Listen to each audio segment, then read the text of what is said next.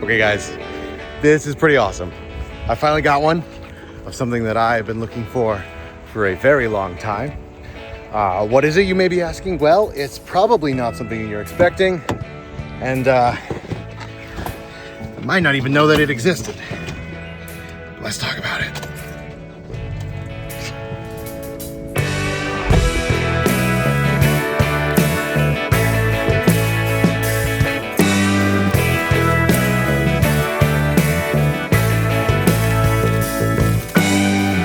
When we talk about collecting Lego, we normally talk about systems.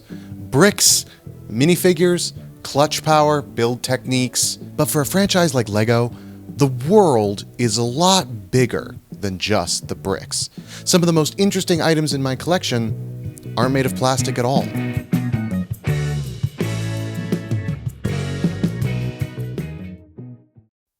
On the left, we have a paperback from 2006. On the right, a graphic novel from Skybound Entertainment released last year. Both of them are official Lego products. To really understand the history of the system, you have to take a look at the peripheral stuff. The stuff that isn't made of ABS at all. Today we're looking at the story of an age gone by told through paper products, an imported magazine that until recently was impossible to get my hands on, and a board game from 2011 that tried and failed to bring Lego to a whole new audience. First up, we have the magazine.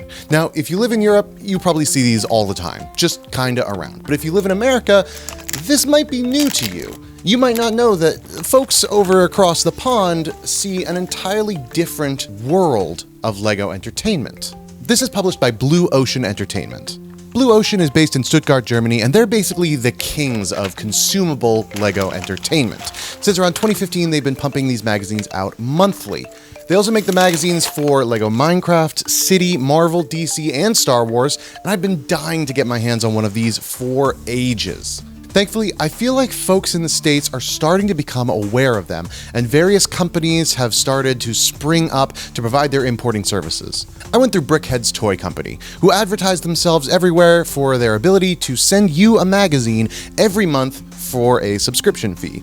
I paid $24.99 for this one, and shipping was free. Like I said, they offer a subscription, but I bought just the one to try it out.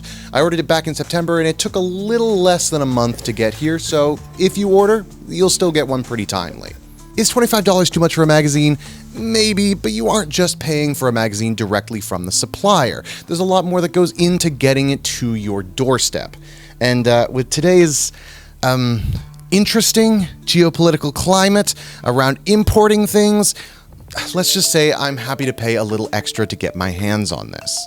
Inside they've got ads, lore drops, games, memes, activities, comics, posters, character creation, and postcards. But to be honest, these aren't the reason most collectors import these magazines. It's the minifigure pack attached to the front. These packs are notorious for being, well, a little weird. They usually take a standard character like one of the Ninjago Ninja, and sometimes they give them armor or weapons that they never used in the show. Are they valuable? Rarely. Most of the time they're just slight variations of figures that you can get in the standard waves of sets, but sometimes you can get a more unique character that only appears in a more expensive set, like this Spectral Dragonian. And the wide availability of these magazines in Europe means that the value of these minifigures drops significantly when they're included in a magazine, which makes them easier for everyone to get. But the real fun for me is right here. The magazine also gave me this, a trading card pack from the modern Ninjago TCG, which is completely unavailable in the US. They're not even all available in English. Since the magazine is produced in Germany, they're the easiest to find in German. In the Czech Republic, they were also briefly produced in English as well, although to my understanding, this is no longer the case. So German it is, and that's fine.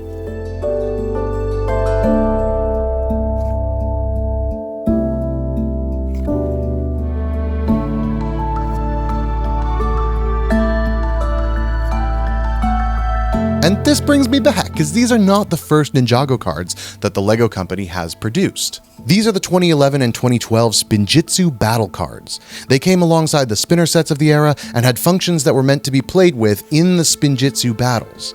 Each one has an element and some text that tells you what they do.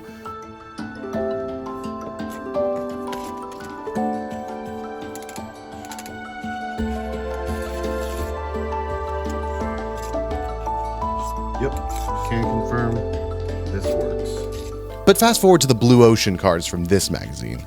These are completely different. This is a standalone TCG like Pokemon or Magic the Gathering, and they've been around for just around a decade now. Sounds like I've got a lot of collecting to do. Now, my wife is a Pokemon fan, so she's trained me well on sleeving my cards. Not that these ones have any particular value. This hollow one is only worth between 30 and 45 cents, but it's good practice. If the magazine is a snapshot of the present, this pile of paper is a time machine.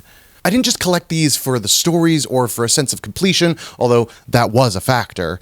I collected them for a very specific feeling. There was an energy put off by the era of LEGO that I grew up with, as I'm sure you did too, no matter when that era was. And looking through these pages, I get a little taste of that energy again.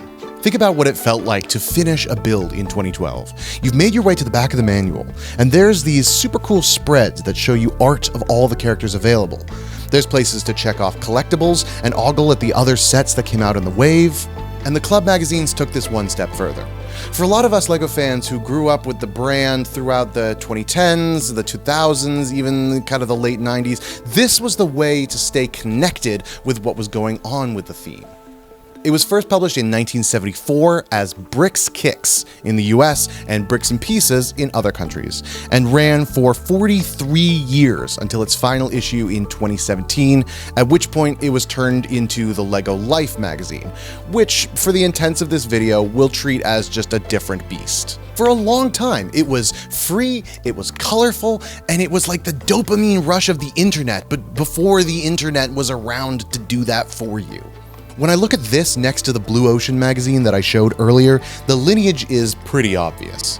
They're doing many of the same things with punchy comics, simple puzzles, and kid-focused advertisements for sets being released. The difference is that the club magazine had City next to Star Wars next to Bionicle. It was about the brand of LEGO. And Max the LEGO Club kid? Well, he's you. And what else do you, an undiagnosed hyperactive child from anywhere between 1974 and 2017 need? More ways to engage with the things you already spend 25 hours a day hyperfixated on. Yeah, I see you. Me too. Yay. But actually, let's get real here for a second. On my very, very squeaky stool. Can you guys hear? That's terrible. There's a reason that I have a pile of books on my desk instead of just a wall of unopened boxes. You see, if you look at the themes that I am into, Ninjago, obviously, but also Star Wars, Chima, Nexo Knights, Power Rangers, Superheroes, Bionicle, you'll notice that there's a pattern. They're all story-first themes. Because to me, the bricks are just the body. They're the bones of the hobby, but the storytelling is the soul. And these books are a part of that soul. They're part of what gives these bricks meaning. Some people are into the LEGO for the model building aspect. They appreciate the engineering. Some people are in it for the imaginative potential of a building system. And that's valid. But I'm in it for the stories. I like themes that have stories around them that I can engage with, that have characters I can fall in love with, lore that I can get lost in, and different perspectives, even kind of childlike / childish ones, that make these worlds feel alive. And to me, that's the feeling that I get from books like these. So, let's read some scripture. Because gosh darn it, who is the Green Ninja? These books will tell you. Well, not this one. This one is Exoforce Escape from Sentai Mountain. Before modern action-adventure series like Ninjago, Monkey Kid, and Dreams could run, Exoforce had to walk. You look at this anime art style, the team dynamics, this is the DNA that story-based themes were built on. Then we enter the 2011 and 2012 era, books like A Ninja's Path and Pirates vs. Ninja. These are fascinating because they're weird. They're just screen grabs of the Ninjago TV show with early reader novelizations of the real actual episodes. Who needs physical DVDs when you have these in your collection, I guess? And they go for dirt cheap. Probably because they're the least interesting thing in this video, but looking at these covers, it hits you right in the nostalgia center. It's pure 2011 energy. And parallel to these ran something that's actually quite cool, these all-new full-color graphic novels that feature hand-drawn art and original stories that take place in and around the episodes of the TV show. These were published by Paper Cuts, the same publishers of the very, very popular Bionicle comics that LEGO fans might be more familiar with. Both of the ones I have here feature art by Jolton Yates and were written by Greg Farshty, and have this cute little insert by Editor-in-Chief Jim Salicrup. Feel free to pause the video to read.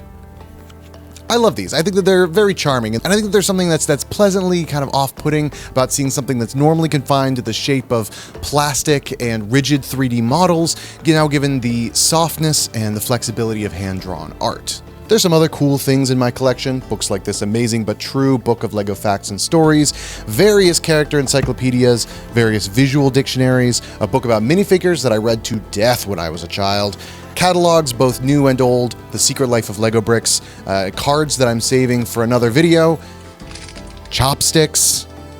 But I think let's segue from old comics to new comics. Look at where we are now. We went from cheap paperbacks to this, the Garmadon comics from Skybound, Shatterspin, Spinjitzu Brothers.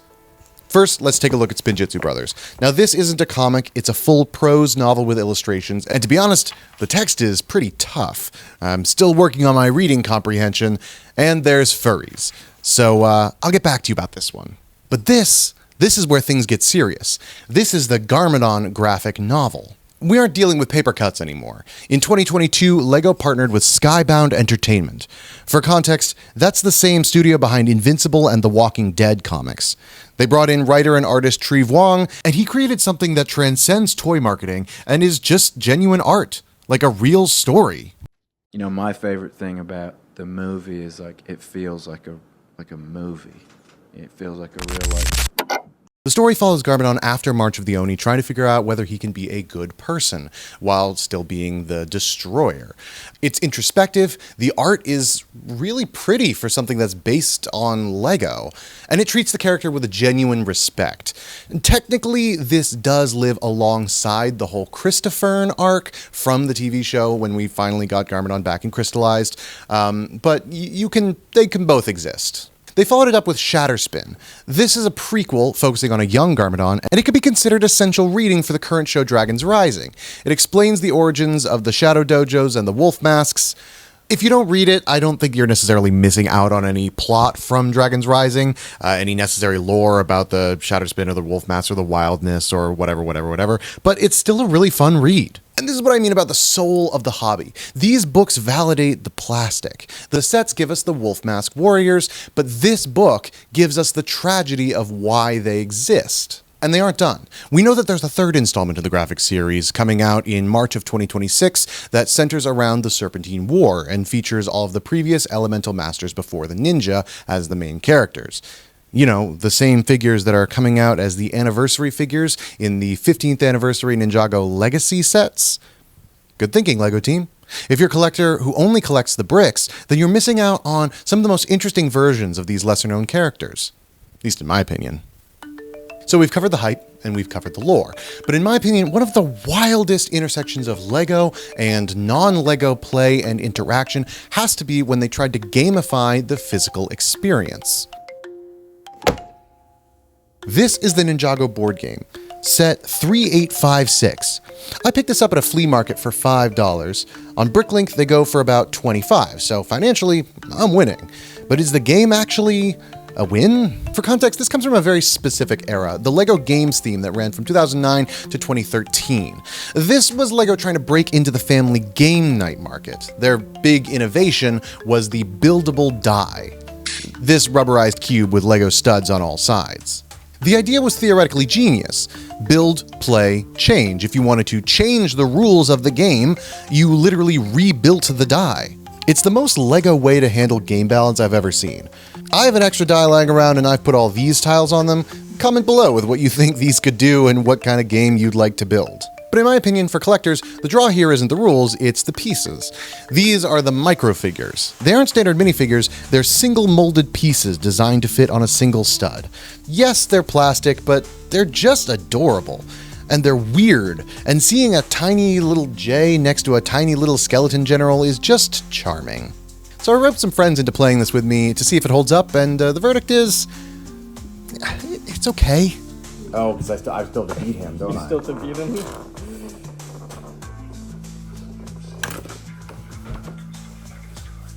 What did I roll? Oh, okay, I rolled a red, so I beat him. We're gonna say down. So these are the guardhouses, right?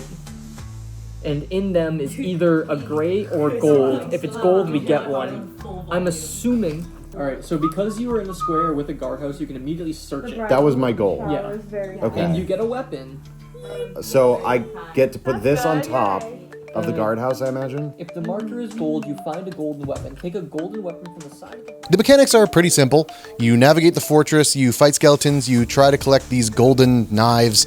It's not exactly Catan or Warhammer, it's designed for 8-year-olds. Nice! You're welcome. I win. You win. The game does offer variations to make it harder, but in this case harder just means longer. You aren't really adding strategic depth, you're just making it more annoying to get to the finish line. We played a few rounds, and while it was fun to push the pieces around, the novelty wears off pretty fast. So I can move my way. But again, I paid $5, and for $5 getting a box full of unique pieces, a weird rubber die, and a 2011 time capsule feels worth it to me.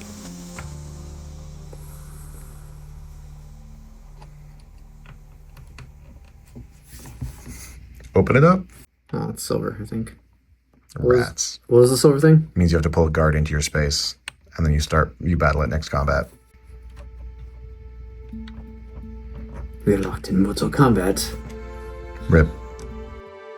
It's easy to get obsessed with the plastic. I mean, that's what LEGO's all about, isn't it? We collect the minifigures, we track the set values, we count parts, but looking at this pile, the books, the manuals, the games, the weird imports, this is, for me, the glue that holds a lot of the collection together.